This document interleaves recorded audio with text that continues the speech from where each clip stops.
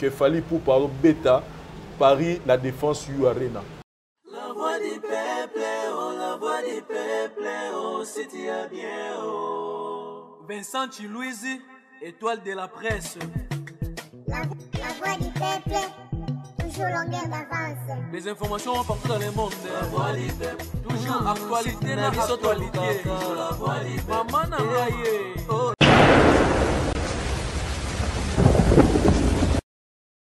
Salut et bon début à semaine à abonner na biso sur la voix du peuple et partout aux alliés au Bogota la biso na émission na bino préféré tribunal oyo biso na bino to mesana ko sala analyse autour de notre culture à bien bon musique et aujourd'hui sur notre plateau nous sommes très heureux ya royambela bino ba mikolo ba chaka ya pembe depuis que ça validé par la Moro Fally Ipupa Aïdor Bokwala bonjour Joves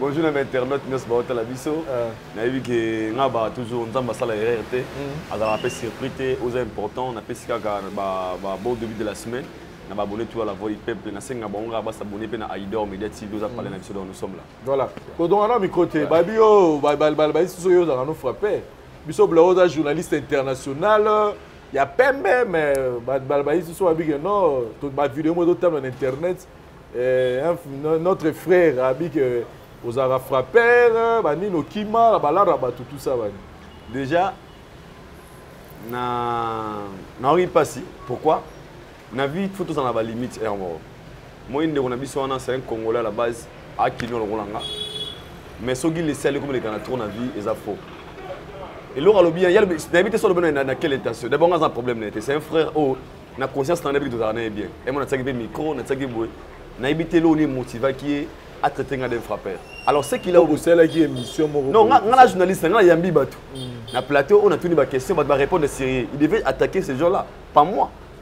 Pourtant on te tenga frappeur. Pour les lots, je vais, où est comme réputation, personne va répéter ça va barater. Les gens battu belé le on a caché moi on a mis sur moi le roi est ma coloté. Battu belé les lots. Ah aux araboué, yeboy. Est-ce que mon Congo nao et tout ça, ils ont la crédibilité à moto. On a aussi un fruit d'ici. Ça me beaucoup vendu pour n'attendre. En fait, n'a passé dans la jeunesse dans la belle n'attendre.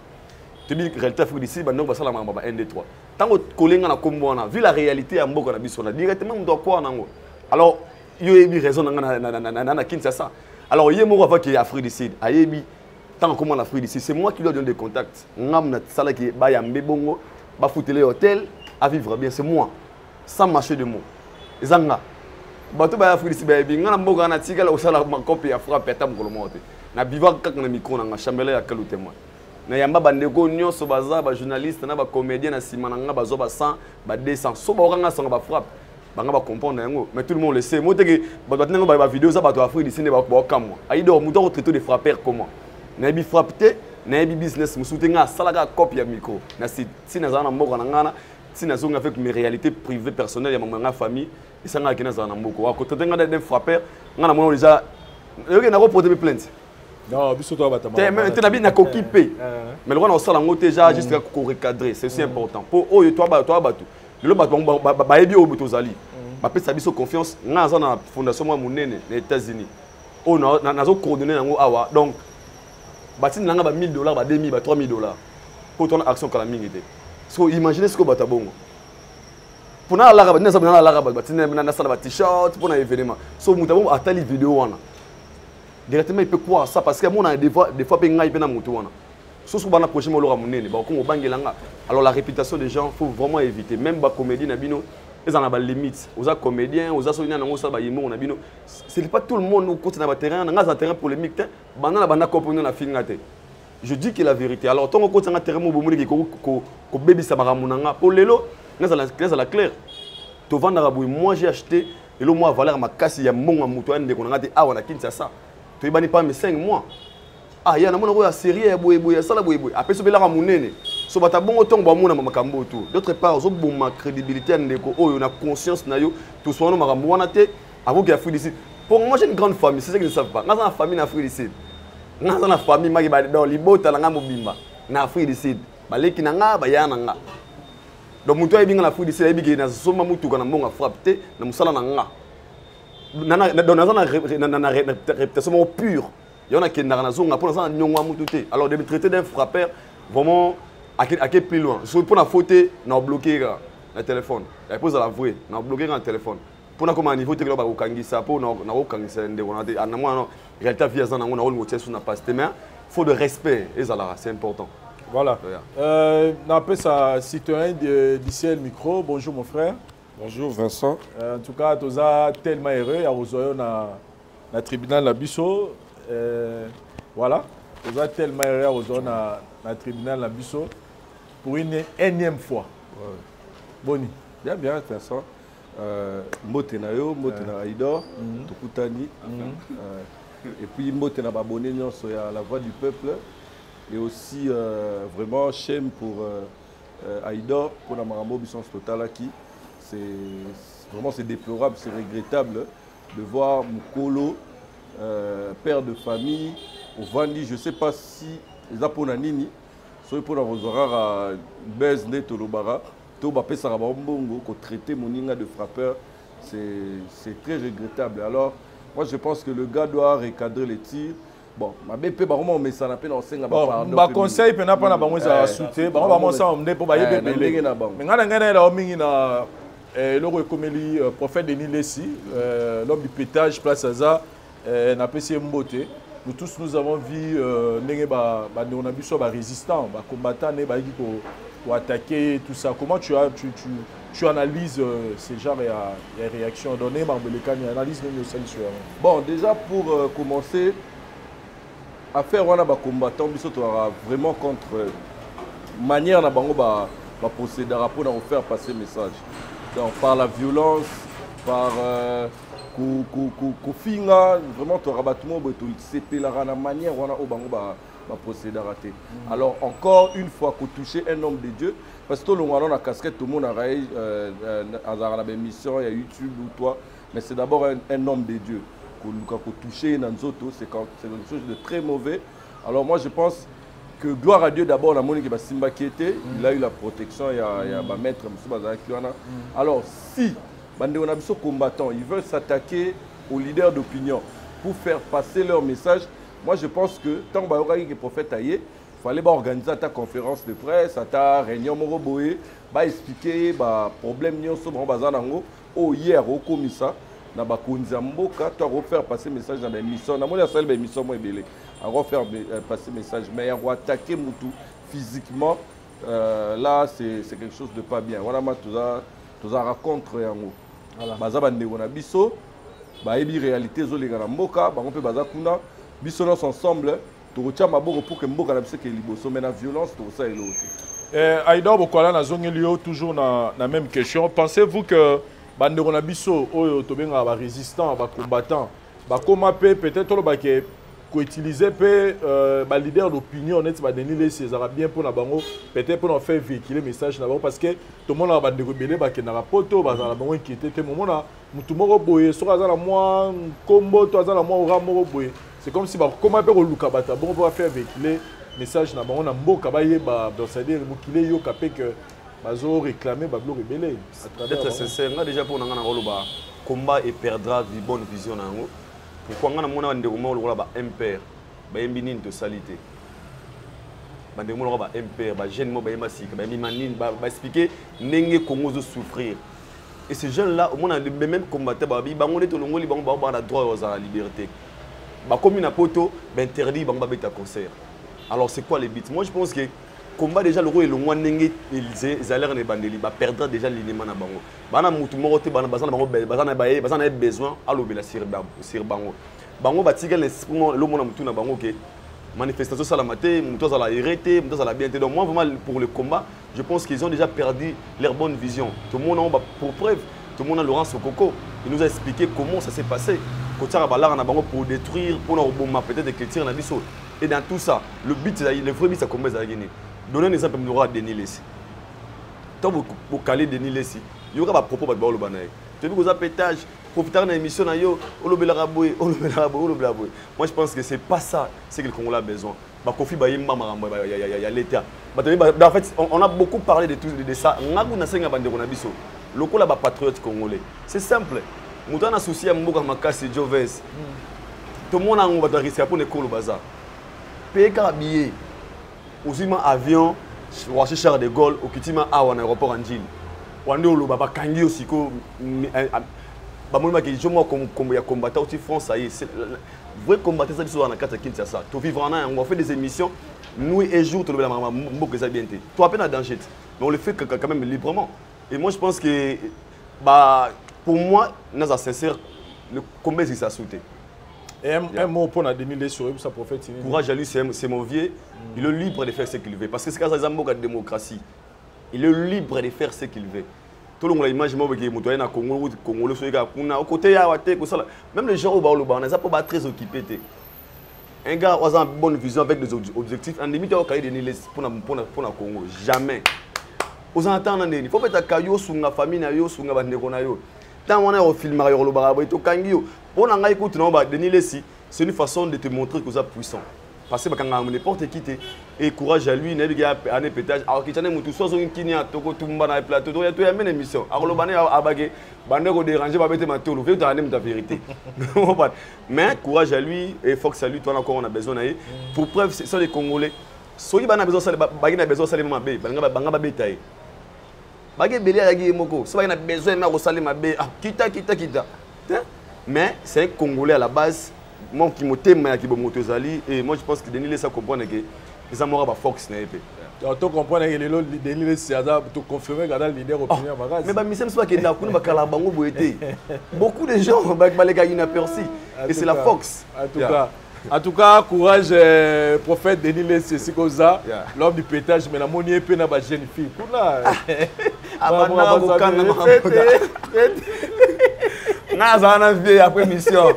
Habitude na ngai nous quitte Paris ko bukana ya mo be ba ndo bukala akata to la muki d'actualité là jusque là non en tout cas on est de cœur face à Zali nzamba batela et ndenge ba ndo na biso ba combattant ba toucher qui était to sepeli parce que au-delà ya Roloba mais quand même à respecter que Aza pasteur le plus important on peut pas salir réclamation na bango bon quoi dire mais sinon retenez que le 10 novembre Ferregola, le padre, Azo Kitana Kinshasa, a bengi ba golo tout, ba meloman tout, il y a bonne musique, ba gende ko yambaye, parce que déjà le 19 novembre, a reconnu liboso il y a parlé du peuple, donc une façon il y a remixer ba golo tout, ba soutenir qui est par rapport à notre traversée, mais avant cela tu dis que week-end, excusez week-end oyo.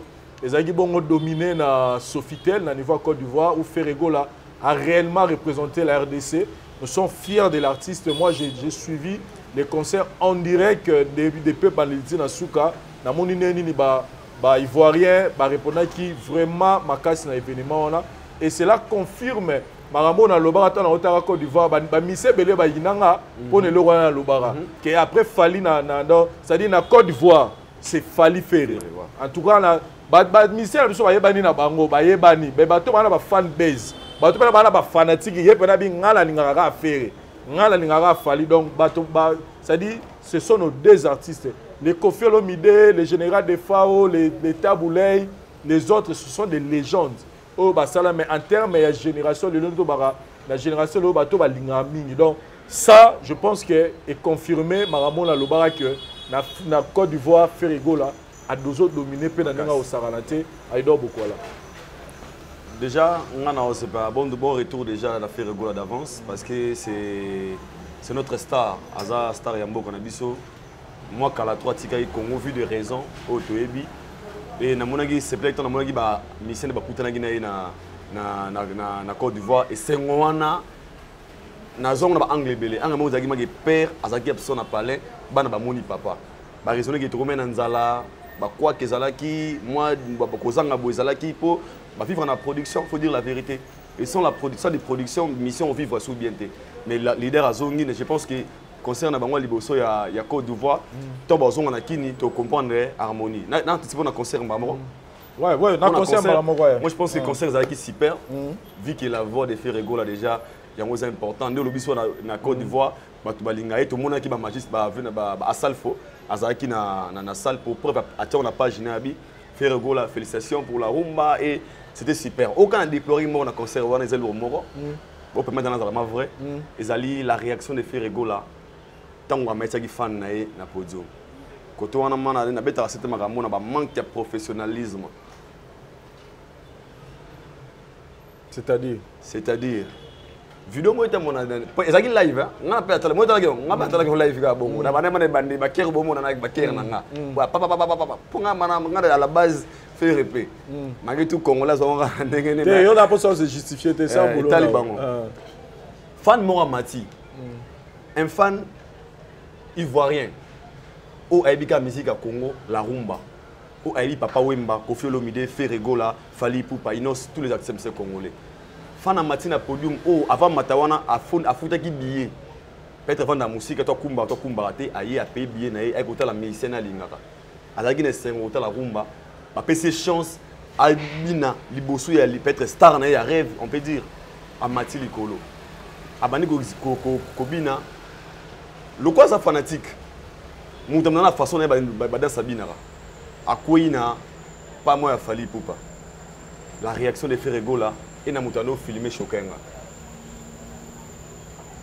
réaction ni na la gueule faire à kamwe kata musique posez-nous des questions pourquoi on attend la concert à Davido ba matisi fanatique aye ko yemba nzembo ya Wizkid depuis c'est can you sing something ba pese micro aye manzemba Wizkid Wizkid boy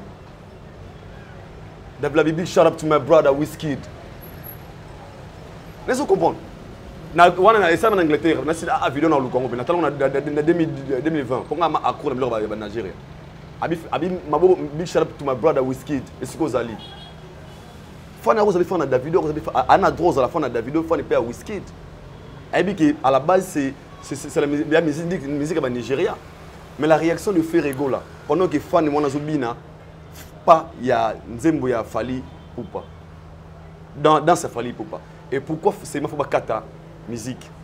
Et pourquoi c'est ma faute un filmer à qui mis sa caméra? Et quelle image que nous donnons n'a pas ivoirien? Et c'est là pour réellement qu'il fallait faire un problème à Makassi. Alors est-ce que c'était vraiment important? On a mon babine bandombo na orchestre belé ndombolo luketu nessa luketu na salon et dans taba congolais mais ce que na fili bana wana il a Fally Ipupa ils a fallu de salon mais ba pese référence fixe babi qui game ta jouer en pétro et c'est comme ça baba wana pe la qui fait rigolo. Alors moi ce jour na concert wana et a très bien mais côté wana bima na mona ki il est le et puis c'est tout le bas tout esprit na biso wana pourquoi tant dans ça bani ba gangi. D'autre part, c'est une manière de ne pas respecter ses fans. Au bagota laé, bagota dans sengo. Ah, kata, bra. Au kati pourquoi animateur mort le bimona dans sa bouka. Au salira image à musique na biso. Dans sa bouka. Pour tout na, c'est quoi bouka? Oh les gens qui on va m'occuper les mains. OK, ça pour dans sa balinga. En fait non vraiment na sengoté. Pourquoi na mona ki photo en fait au-delà du talent tout ça est fort à la professionnelle. Il manque de professionnalisme. Parti on a et quoi pour améliorer le concert. Abima c'est OK. Musique mboka na biso. Au moins message. Oh mabina mboka na biso. Parce que fans wana peut-être na mutu na ye aibi rankine ya faire na falité. Pour ces fans aibi que ça danse c'est ba congolais. Babina katu.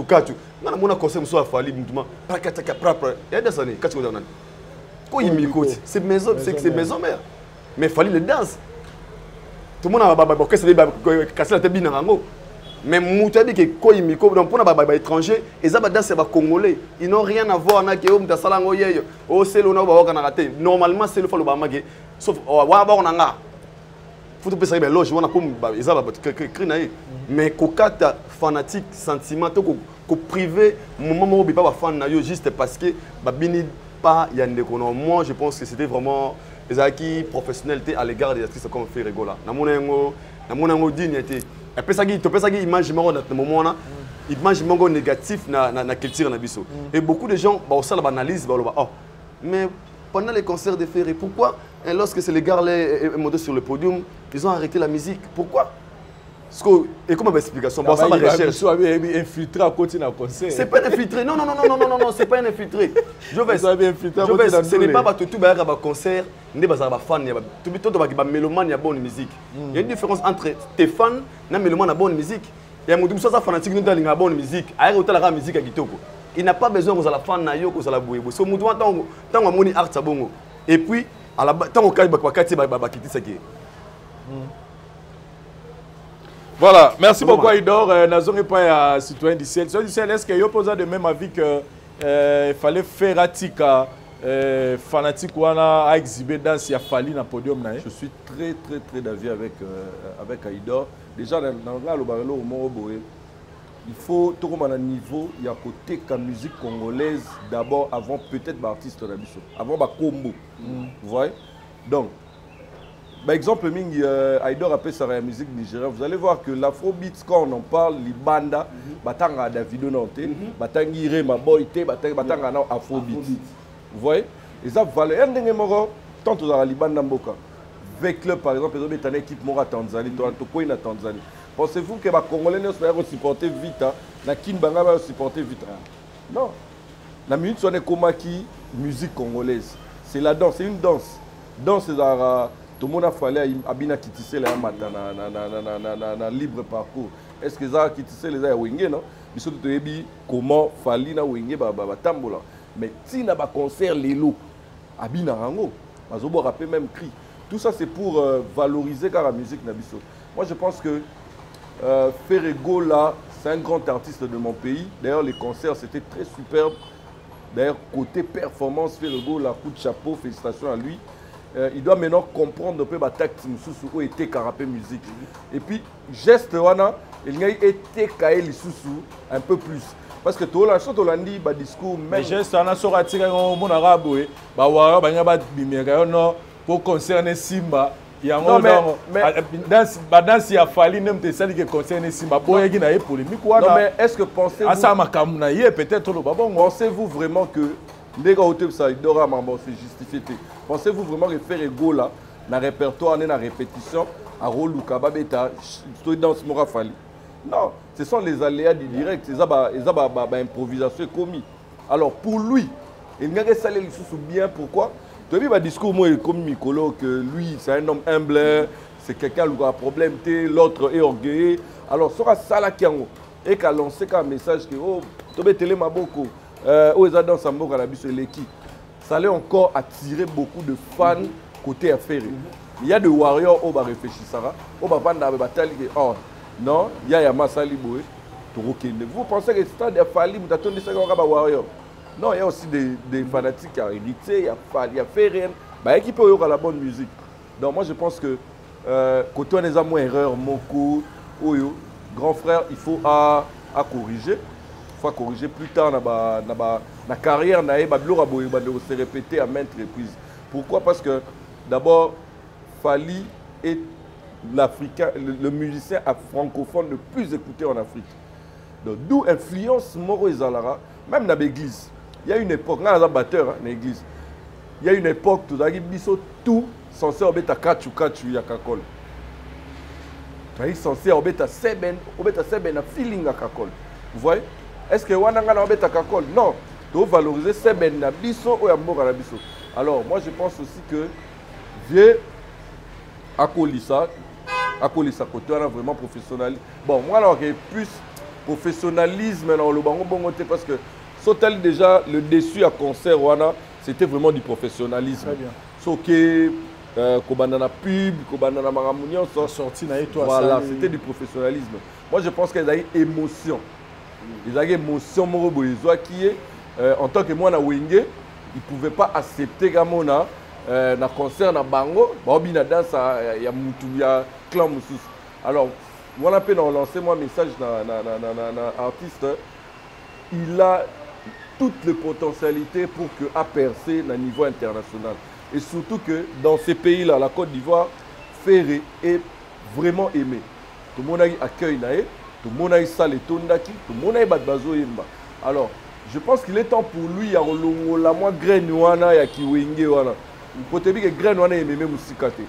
Et ce qui sera ah, il sera légende en RDC, mais il ne sera pas légende en Afrique. Vous voyez, en Souka.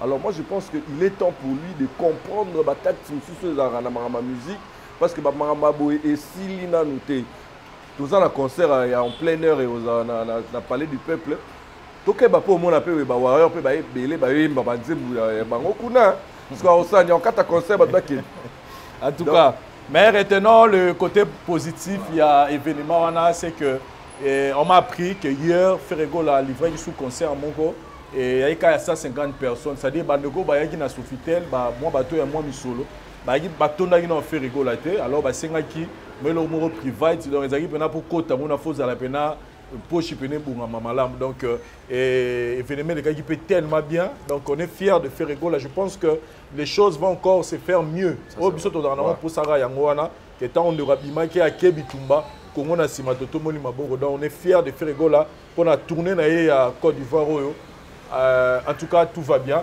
mais semaine autre aux pena qui toro makasi là je signale que Koffi Olomide Agbada azabongo na niveau États-Unis tournée moko ya moulaya ke sala kuna et conseil à l'Iboussé Betamaki déjà le 5 novembre oyo ndenge bato babano rubanga mais tu comprends que Koffi Olomide azara légende mais aidor beaucoup là pour plein on a la moni na événement mais ngalo ba on a chaque émission na ba légende union sur Afrique oza actif c'est Koffi Olomide très bien parce que Koffi Olomide to conjugué na présent to beta histoire n'était que ah salabo ne va venir sur ba bikola ba Afrique ya africain mais Koffi Aza update himself, mais mise en jour. Très bien. Lelo na ba âge comme na ngwana, azo ba contrat. Combien les artistes ba étoile montante eza lelo, ba na difficulté azo ba contrat.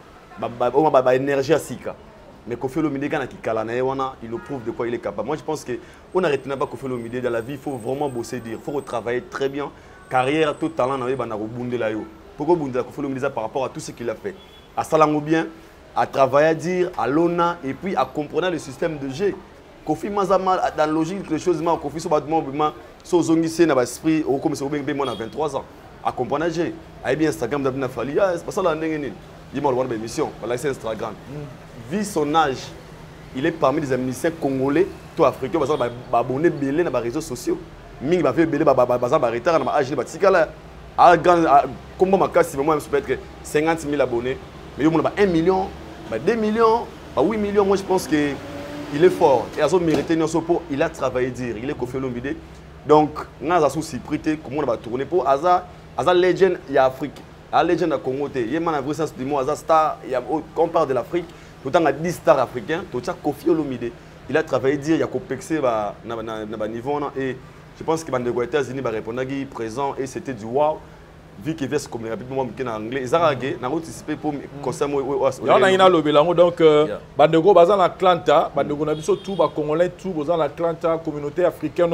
otala rapé ba émission na biso baza na niveau Atlanta donc Koffi Olomide vous fixe un grand rendez-vous le 11 novembre à Ozalawana na de Atrium donc bino bat bozawana je pense que par c'est ça watch la biso affiche ya concert oyo pour bandeko ba ya ebele wana na événement wana mais na vidéo moi ben sur télé on peut déjà il y a concert oui il faut savoir ba recherche nango ba kata Koffi Olomide son oh ba kati son je sais pas selon des sources il vient Matagi na retard OK et l'organisateur colossal par organisateur ba Siligaki et puis quand the time is money ba kati vient déclarer même il y a des vidéos sur le comment balancer vient ba kati ba micro ba musicien micro vie neve agina obligé à s'incliner ba bateau abima na ba fan ba tombo qui pour concert ici là qui te vu selon les informations la source ça qui vient Matagi retard et vu le temps à respecter qui te ba kati ba micro instrument c'est mes bêta main ba micro kati vient ba musicien ba fan baboy vers bima et je sais pas des raisons maintenant ça sous évacuation makasi. OK en tout cas tu le rappelles tous ba détails makasi mais c'est que moi je puis semer tu as dit que musique à Kalezalaka leader accompagné na ba musicien au ba yebani tu as formé quartier la terre maison mère BCBG et autres mais je pense c'est pour une première tout le monde a Koffi Olomide à ça la tournée où on voit que Koffi parce que ba musicien va accompagner j'ai appris que ba Zuba encore sur place kuna une répétition mon vite fait mais on a vu Batoubaye côté la Koffi et Belé. Mais même quand époque Ezaki, il était toujours en vie. Il y a ça dit slogan le bara Koffi Tilelo. Ils ont continué au ça. Oui. Le système on a déjà il y a un groupe il y a un coup à partir déjà 2008 2010 chacun tant vague on a carrière sur le Koya. mais plus que le Robima, Yemoro en tête d'affiche. Et puis, comme Toloba, une fois, tu vois qu'on gère groupe, qu'on voyager, dans le système de combattant, et comme moi quoi, qu'on voyager dans le Belé et tout. Et on va vraiment préférer qu'on kende plus, Baromoro, recruter Batou. Parce que déjà, Kofi, c'est une légende. Tout le monde a ébi. Instrumentiste presque belé il y a Afrique. Alors, moi je pense que avec ou sans les quartiers latins, avant comme après comme aujourd'hui, Kofi Olomide restera d'abord lui-même Kofi Olomide la légende. Quand on parle de la légende, on ne parle pas de quartier latin. On parle de Kofi Olomide. Très bien. Moi j'ai suivi Makoso quand il parlait de Fali et le reste. Na monagi a longoli même Kofi na liste ya ba traduit à Tcheye moi likolo donc il faut comprendre que Kofi n'est pas n'importe qui. Aller na Namibie mboka anglophone que ça la pleine na rata stade et puis ça met le moutonnier sauté. Et puis on ne peut pas non plus qu'au cas moi Kofi aux États-Unis parce que ça fait aussi un bout de temps à ces produits Kunate et peuple le sol américain comme le sol européen dans la musique. Même aujourd'hui, you are on a fait bêta magi, bon avocat monnaie à la maman a plein parce que donc Kofi Olomide reste lui-même d'abord la légende, il reste lui-même d'abord Moutou Yatra et Maramunae. Alors quand on voit quartier latin, je pense que l'esprit naé aujourd'hui, on ne voit pas seulement Omba, on ne voit pas seulement Blana, on ne voit pas seulement Sili, on voit tout celui qui viendra accompagner Kofi Olomide s'il est sur scène. Voilà, et puis là, on est dans le but semaine, vraiment du Toko, Aïdor Bokwala, on a vu d'abord, ils ont d'abord mauvaise nouvelle pour nous de Belé, comme on a vu sur Inosbi, être arrêté au niveau de l'aéroport à Belgique, il a là à Batou, Bakomio, Azaki Nabanko. C'est possible, ouais. Ah, tu n'as vu comment ça fait possible. Tu vas conseiller Makamou. Oui, mais Rose avait possible. Bon, mais ce qui est important, Azal libre, et comme on a vitrine à Tekami, parce que Jennifer Lopez, peut-être peu musique à Congo, et Bangote, ayora étant un super ébipé Congo, tu peux te faire un long tant super ébipé Congo, mais il y a Jennifer, tout ce qui s'est passé là, comment tu interprètes ça? Avoir une bonne vision, moi, bon, c'est le talent ne suffit jamais. Au moins, il y a des Arabes, Joves. Il y a aussi des relève assurée à la musique congolaise. Pour calculer, sur la télévision, il y a un superstar en 2010, à ça, la superstar. Et déjà, il y a des bossos pour l'aéroport, après ça qui bien bien que nous après très important dans ratangote et mi te voulais peut-être un sous moi tout regarder na Miami ça va ventir nzoka akende côté ka Congo parce que nous ça akende wana akende ko représenter Congo abi from Congo to ba président abi from Congo aza mundo Congo combo Congo donc ce sont des ambassadeurs ba te ka pembo kana ça autrement d'abord courage à lui et on a rolo bananyo wana. Ils ont l'occasion de se faire un vie à moto et pour ça, ils vont travailler à dire. Pour les lots, pour les lots, quand on dit je ne fais le peste nani, ils ont privé. Mais chance ou à sali wana. On a par exemple aujourd'hui on comprend qu'il fallait comment peine à niveau tant qu'on a des photos na ba toto sekai ah on a une photo té et c'est boya accueillir parce qu'il y a des places où on a foot un bon billet. Ah mais c'est marqué ma côté yango. Père, cahier de charge, ça compte. Les gens qui sont année na capelate au monde na rotana. Année Congola na Kenya mais so mage so be capela bi non na vanda kunate. Mais na rotana peut-être la chicha. Bisika msto qui na rappel ko fréquenter, ils aiment siko toujours ba relation na et booster avec ba carrière et to ba vie na biso.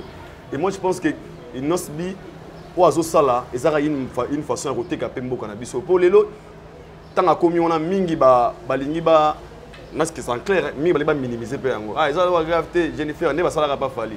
Ah, Kelly, Wendo, ya Congo, Jennifer, non pas commentaire. Jennifer Asila, Jennifer Lopez, Gilo, arrive à biso ma jeunesse et talasco au niveau, arrive à ça plutôt arriver dans ma jeunesse, azagima azo host, Abengi vraiment, donc c'est lui qui a présenté Nosbi à Matana Stage. Oui, niveau ya niveau ça danger. Pourquoi danger? Et ça ma danger au Saranate, et ça vraiment danger parce que ce n'est pas n'importe qui il peut arriver à ce point. Avant Inosako Mawana, quelles sont les marches qu'il a fait? Il a travaillé à Mité qui visiblement extérieur du pays. A tika les gars raté grand musicana. Il y a un qui bandeko bela ba musicien Congo faut pas comprendre les logos wana. Avoir une très bonne vision. Musique les artistes dans l'orchestre wana bovandi wana tozana binora awa. Mais pourquoi on vous a invité dans Bissikana, c'est que au tek imagine au niveau international. Et moi je pense que ce jour-là le Congo était représenté. C'est ce qu'on a besoin. Tous en a batabongo bongo, Mogazana États-Unis, Mogazana Brazza, Mogazana Côte d'Ivoire, Mogazana Boui, Congo des Abongo. Ils ont été chargés de la rapa moutouma. Soyez Zakuna Tindana Gozala. Et ce qui n'est pas bien. Moi je pense que Nosbi et si Kazali a mérité à Zala.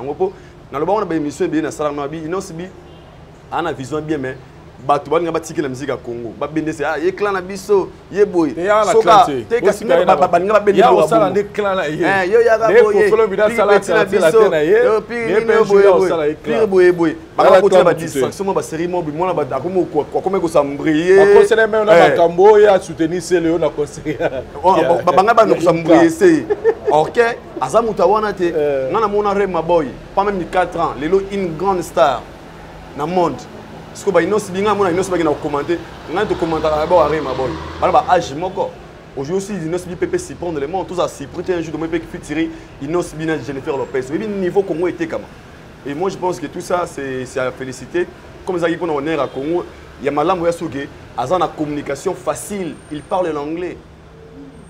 L'on a bête l'équipe, c'était la bande de Gomingi, Bandoro, logo, musique, et ça langue, musique, et ça langue. Parce que par la communication, il peut s'échanger dans mon producteur moi Zana. Mais c'est bien interprété. Comme ça, on a un milliardaire. Hello, how are you good? Ah, congratulations. You suis bien été. Yeah, hello bani. Mais yo rosengepe. Ah, I'm a musician. Oui. A super contact et ça compte. Donc, il y a un singa bandeko. On va avoir une occasion. Il y a quoi yekula. Surtout la langue français, tout anglais. On va gagner talent na yo et ko booster pebino. Tanga mati wana. Et là, ça qui Jennifer Lopez wana. Nanenga ya logique à Honora Gabi. Make some noisy for Gilo. Asengi batale tele maboko. Gilo in the house here. There Jennifer says I magi moi nous honoringa. Po ya ibite ko ibi Angleterre moi nesi na pesio stage osenga merci te. Mais ma respectant ma matima wana make some noise for Gilo in the house here. Alors communiquer na dans tout ça ça compte et ça là un talent na et comme amune ne vimba. Ozomona donc on a big félicitations Inosibi et toi on a besoin d'aller soit qui ministère moussou sonné comme dans l'aéroport tout le monde normal mais comme Esaïe et Congo ils en a besoin d'aller à Kenema Liboso et puis bonne chance à lui. Bonne chance dans Inosbi par rapport à Maramuto et les autres qui est bien et puis vous avez le droit à ça et le droit à c'est que tout déjà Inosbi de base alors déjà dans mon monde anglophone depuis Botama alors tout au cas moi tout le monde a Inosbi a remonté comme musique n'est remontée comme aux États-Unis parce que pas au Saluana bon les gens voient plus Gilo les gens voient plus Ben Affleck mais la soirée privée Ben Affleck pour qu'on ait un mot de Ben Affleck am ninga na biso célébrité na cinéma américain Ben Affleck Gilo grand nom le couple on a un grand nom mais ça a un impact au événement la soirée on est gros la carrière la carrière à Inosbi et puis dans le milieu on a vu combien de producteurs bazana au baro sur la et que Inosbi a changé vision bon Azara a une vision et puis il est très bien entouré on a ça que a une vision na mususu ne tout le monde peut-être fallait qu'il dans le monde urbain français il est quoi dans le monde urbain anglophone. Et puis, il y a déjà facilité contact avec Niger, il y a Tanzanie. Il est temps que, même les vieux, moi, musique à Congo, les autres, ils ont relais, flambeau, bâton en athée. Relève, voilà, la relève, c'est trop importante. Nous avons un bon maître, nous avons fier qu'à soit mon élève d'ailleurs évoluer. Même Bisson n'a pas parlé. Moi, mon père a sali au nom ça sali pour la biso. Peut-être que ngai au nom ça pour la moi nanga moi c'est l'équipe au papa ça sala pour la maman biso na biso. Mais il reste mon père. Cela ne prouve pas que ngai la l'équipe. Alors ba vieux vers biso on aura fier soit moninga Fabrice vi na ngezo bonga ndenge mon pe ba vieux na tout faut net ba biloko ba zo ba pourquoi ba inonce bi ba tia ba ngopo inonce bi fois kele comme fallait kangi monde francophone inonce bi fois kanga monde anglophone et c'est comme ça au monde la musique na biso et retrouver les sous place nango ba Davido ba lo ba souté. Voilà, mais sinon on est fier na o déjà au Salama quand on voit par exemple des Ferrego la na mboka mupaya na Côte d'Ivoire wana na mboka na katsa sala na biso 85% c'était des Ivoiriens. Donc quand on voit des Koffi Olomide aux États-Unis déjà faire ce genre de spectacle, on se dit que contrairement à la musique dans le Congo, on est là et il fallu pour pas qu'il faut aussi des grandes choses de l'heure ou de la route mérité. Aïdo Bokwala, dans l'andagi publication et dit Badiata, directeur en marketing a fallu pour pas lobby. Après ça va au Réni, le retour à pèse, fallu pour pas cogner salle moro mythique na niveau ya France. Dans la salle de recherche na Luki na Koti il se murmure que fallait pour par bêta Paris la défense U Arena au Koffi Olomide fallait bêta. Je pense que c'est le moment. Ouais, c'est le moment parce qu'il faut profiter de mon succès Ali. Ah, ouais. Il y en a un comme difficile. Fallait pour Paris la défense U Arena. Les leçons papimba voté Garli à Togepa Garli. Mais papimba vous avez un moment à Kanga Mukilio. À quoi vous avez un contrat, à quoi vous avez un palais. Il faut profiter de ton Maramboé Pela. Moi je pense que tout ce qu'il fallait il fait aujourd'hui, il a compris le système de jeu.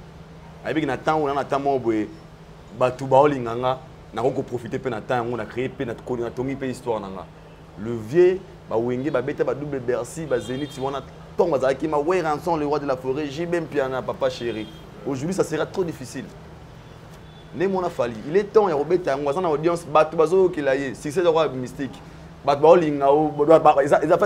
C'est automatique. Tout le monde a un stade de martyrs. On ne s'attendait pas que tout le monde ait plus de 80 000 personnes. 180 000 mais débordé, pour un succès. Les autres, on a même dans 20 ans, on est trop tard.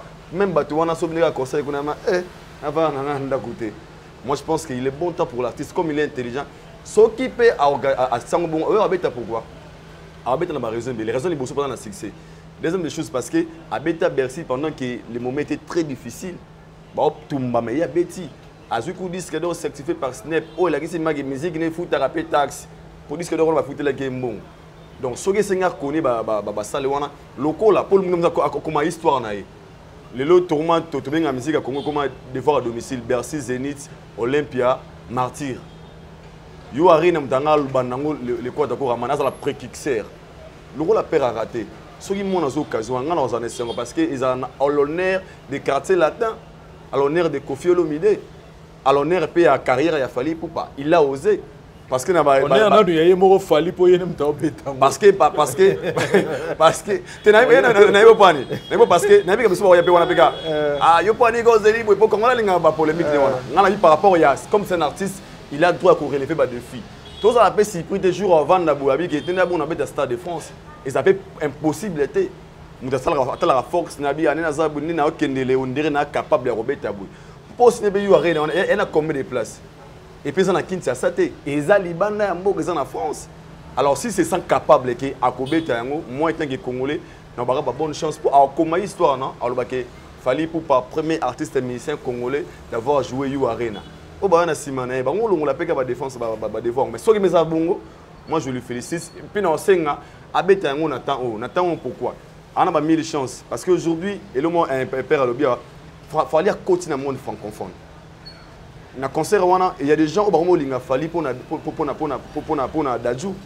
Au ba linga pour na naza baza pour na Québec baza pour na Bouba Bazali, ils ont découvert fali juste par rapport à ba featuring. Et bah ça va congolais. Et ces gens-là, tant que publicité Makas, vu qu'il est professionnel par rapport à Biro, ils viendront se regarder Fali pour un concert qui est d'Adjo Mata, peut-être Bouba Paro Mata, mettre Gims au Mata. Et ceux qui vont mettre Bongo, et moi je vais les encourager Robert, mais condition à Moko, passer la publicité vraiment au niveau international. Ils ont regardé la publicité, il y a Djonga, Vous avez communauté RT en fait. Vous avez publicité qui est Skyrock ou en Azoloba. Est-ce possible? Bon, lui déjà pour ça, on sait qu'il est très bien organisé. Donc, moi vraiment, j'ai souhaité qu'il y ait bonne chance. Et puis, ils ont chose à Mayou Arena. Ils ont la première fois nous sais qu'ils sont en France si on a assisté. Ouais, puis là, donc, il faut remuer, puis là, donc, il faut remuer. Il faut là, oui. Citoyen Dissel. Citoyen Dissel. Il s'est murmure. Paris La Défense, il y aurait Nakfali Poupa. Après le stade de Martyr. Bon, Vincent, c'est son temps. Hein. C'est son temps. Il faut Alouga profiter. Aïdor a lobby, c'est son temps. On a réfléchir vraiment le roi quinois. Heureusement, Aïdor peut déjà précéder. Il y a un schéma au Bataloba pour un succès, pour confirmer. Schéma, on a déjà fallu à ça. Alors, sur tel ici sous concert, il y a stade de Martyr. Tous on a angle moussous. Est-ce que mon agi va inviter Nyonso Bayaki dans le stade de Martyr voilà. C'est son bateau au Simba peu musique urbaine dans niveau France. So mon ba Claudicia, ba Juliette, mon ba Cécile, mon ba Dani Sainté, so tali corps wana snap Bayaki est représenté. Aux hommes on a les stade de Martyr pour lui hormis qu'on a la défi. Il y a un Congolais, il faut taper stade de Martyr. Ils ont équipé des films, il y a Miteka, il y a marketing mon ponay. Botala journaux il y a des chaînes internationales, bien qu'on parlait plus de morts, mais événement on est sali mo et puis sa vidéo professionnelle.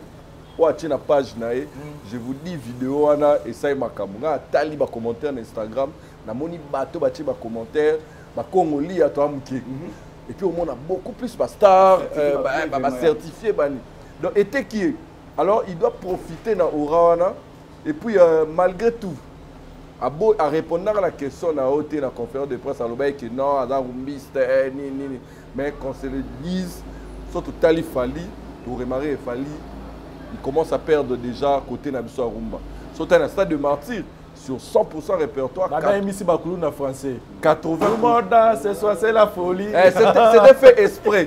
Pour la remise chez moi, na beti plus banzema français ba yemba stade yemba. Parce qu'il faut na eu arena comme bon na sol français lisusu. Parce que ngai na yoka qui pas mutune mo comme c'est vous appelez Parc de Prince. Bon il va signer le roi Parc de Prince. Soit na regarde pour Parc de Prince Zara. Moi capacité moi amiki mais moi 80% à solo donc il doit profiter parce qu'on va lancer des filles na papa na yem tanga banda place on a place tu faire la place non mais carrière à Moutinho c'est un défi pour d'abord pour lui-même et aussi pour sa polémique sauter entre NAP bon polémique on les a ADN ya ba congolais même ça betagi même ça zongela sous Bercy bangaba lo baki wa koki yo arena tayo beta sous Bercy donc polémique ils a jeune na biso za katsa makila na biso d'Anthony mais moi je pense que Alanda Vienna a été fallu tel que moi je l'ai compris. Même si Vie a bétagi yoare à Tondisi, fallait le gars béta ngopé na ndenge na.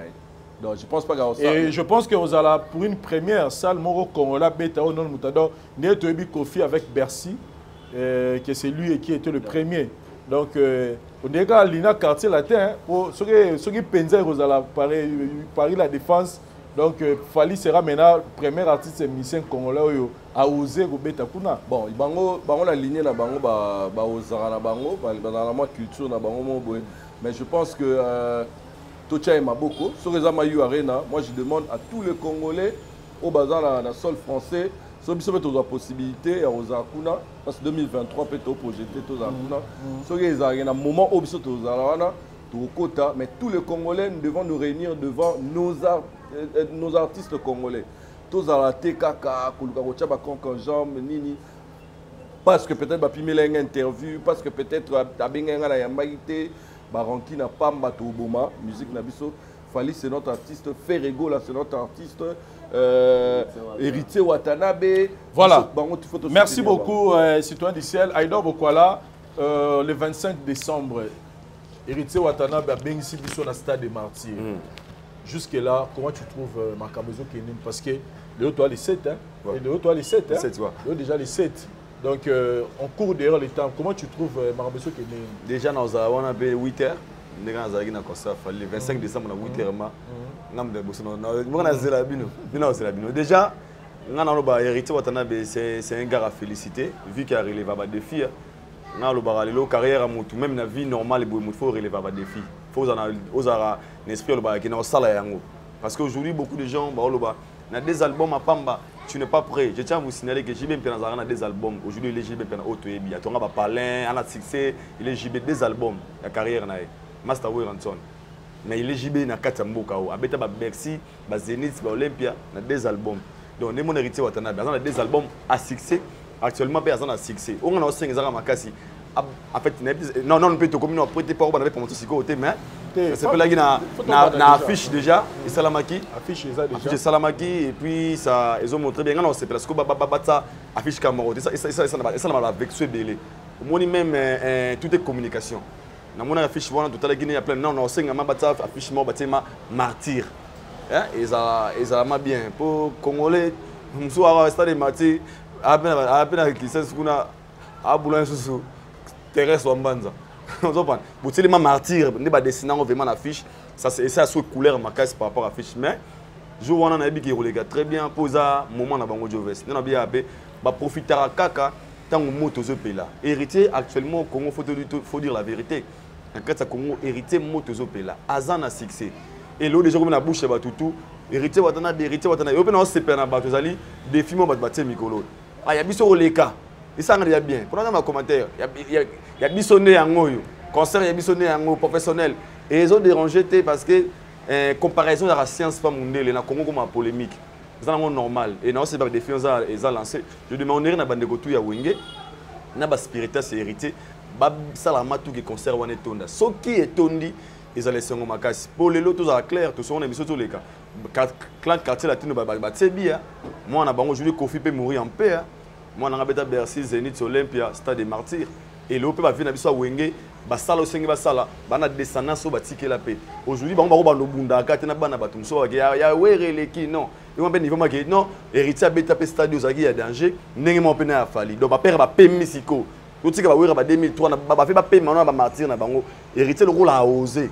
Ngai pour nga je pense que ce jour là le 25 étant que congolais na okoma histoire ensemble avec il y en a baina bande batuke les gens au bazo combattre le concert à Fali bo salaire parce qu'il y a aussi après Fali il y a un mutuso azoya na sima wana il a réussi ce concert à Fali et il y a un monde motivé par héritier watana ba fa na oh Fali vous attendre ici bon wa ta pas tourner ça pourquoi et ce jour là ngana moi dake comme qu'il est bien na monora batu le 25 décembre nous serons là et c'est à 2500 francs et puis na $100 pour ça la promotion na yango ba contacter nga te l'héritier le roi congolais na ma vrai quinois na ça la promotion déjà Aïdor Abi avec ça déjà naza pourquoi l'héritier c'est un frère oh il me considère beaucoup et il m'appelle chez lui à la maison donc tu passes au sous sans caméra et pour natien pour na osala yango pour na ida masusu les gars oh ba groupe moi salami oh Aïdor vous allez non c'est qu'à faire le roi là mais héritier c'est mon frère je le ferai volontairement voilà.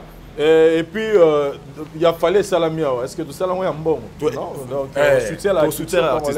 Est-ce que l'héritier Watanabe doit s'attendre à une phase là et soutien à Bakoulou Tounaï comme nous rançon les JB? Bon, le soutien est toujours très important. C'est-à-dire que pour la battu, et comme on tient la mouture à battu, Fali Poupa, Warrior Bayaki, mais héritier Watanabe pas ton de sa faux. Oui, Rana JB n'est pas le bas pour ça la plainte. C'est faux. Est-ce que oui, Rana JB Mbabetsa Gombena Baba? Est-ce que oui, Rana JB Mbagene au style racker et Betalani? Non, héritier dans ton œil.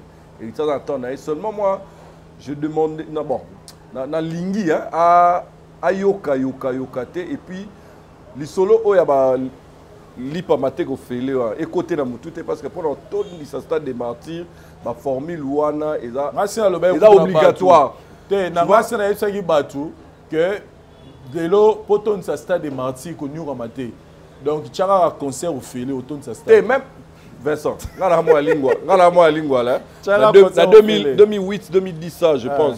Ba concert betama ko félé na terrain Comet. Ba grand artiste ba beta mais là bon pour longtemps ba komote mais là deux grands artistes mo ba sala pe makelele. Ba ya obeta wana ezaka vide. Ba ya terre. Mais ba zela ya wera ba zela ya JB ba zela ya Fali ba zela ya Ferry. Mais bango ba ya raté. Donc au félé lobita ba sukola ba ya.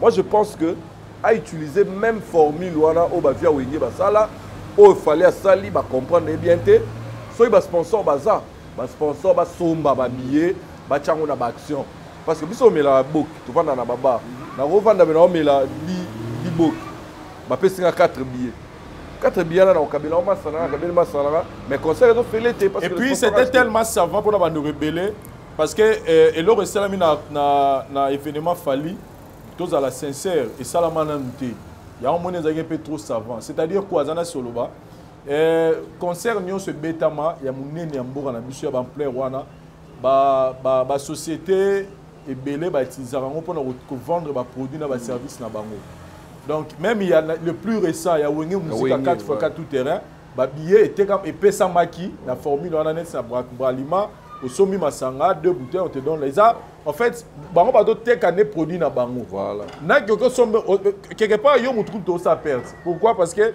billet rose en 2500 mais yo obligé seulement dans 2 bouteilles dans 2 bouteilles déjà au delà ya mbongo yo so ba billet mbala moko vous comprenez et puis net il coca chouana aroya ba to fondé le compte to peso billet to ba fondé le compte yo maman komi client na bango c'est-à-dire bango ba tek a produit service na bango mais ce qu'il a fallu ezaki ce que différent point parce que il a fallu ce que ezaki pour une première au moins par exemple tu as 1500 billets yeb sanga net singa boy j'ai un ami journaliste a somme 50 billets mo yeb sanga 50 billets na ye moko okenda ye a combien na porte 1 2 tant a somme 50 billets ngelo ba ke akopé sango batu il y a des gens qui ont net fait na biso na Belgique fait na biso nani comment fait Kimingai abenga nga rutu na nini na téléphone a bisinga billet a sombaki na faire ba 1000 billets c'est-à-dire que les gens ont soutenu la réussite ya concert ya Fali si qu'on a soutenir ya ngi abi que faut stade tonda po tonda to soma ba billet belé to soma ba billet belé po to pesa ba tutu o ya za na poso za na concert ma za na mbongo te azala donc c'était un peu trop savant pour na batu on va demander ba ce va passer billet et ba ka ba billet félé et billet zo félé zo ka bossa la guerre billet ba passer jomo asoma ko dam sous 1000 to 2000 les agents un peu trop savant pour Mbali Bosso le bon ça. Utiliser Mbali Bosso et Salama. Yepé moi je pense que face à l'onga. Sotali même ba TV, moi na domaine on a salara à part Nino na Moussa na sala. Au mona, on a déjà publicité à banque moko. Au fungoli compte ba tchelo 3 euros na $3 il est la canal plus ba tchelo $3 na compte. Pourquoi on le fait?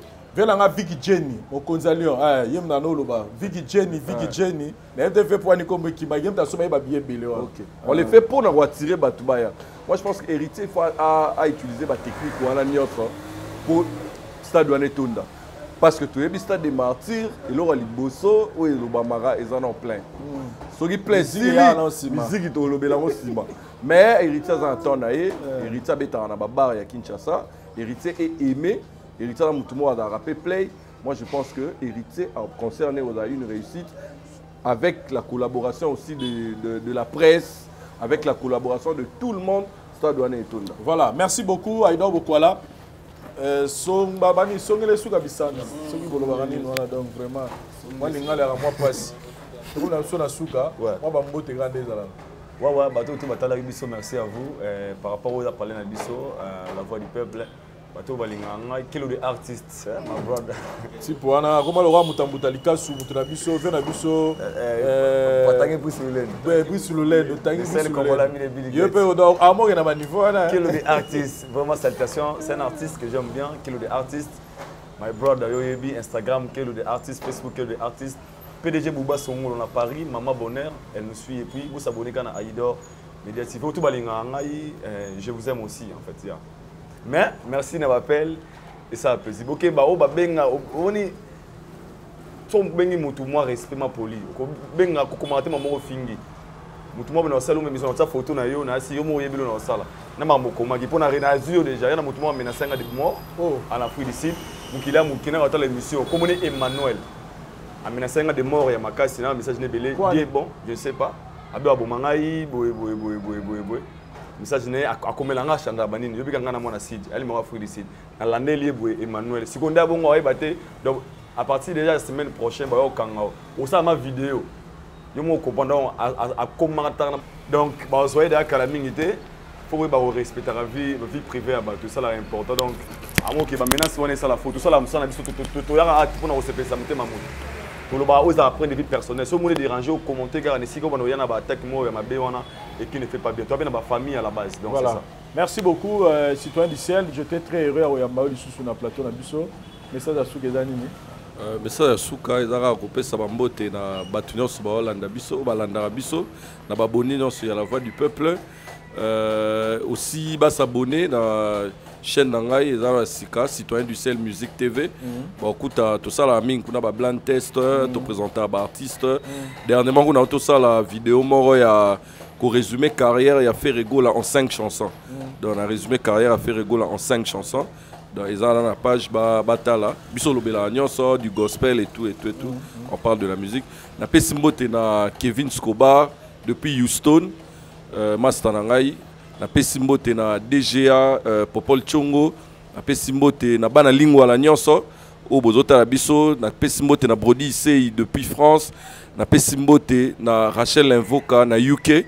Et puis aussi félicitations à toi Vincent dans mon chaîne Zokolara c'est Okola. Et c'est un plaisir de partager plateau na bateau moro total à oyo to appréciera. Voilà, merci beaucoup citoyen du ciel, merci. Na Pessimbote na Betty au langue la japonaise, Betty au langue la japonaise et d'abord à Calais. Teye pena donc azu pena particularité aux identités. Na Pessimbote Betty au langue la japonaise na François na mbote na yo. Merci na parole c'est ça au caméraman assuré Dari Diwantesa et tous les abonnés à la voix du peuple. Bon continuer à s'abonner, bon pour sanitaire cliquer na notification pour que vous aurez des vidéos au même moment. Sinon merci na bande tout le monde prochainement. Bye.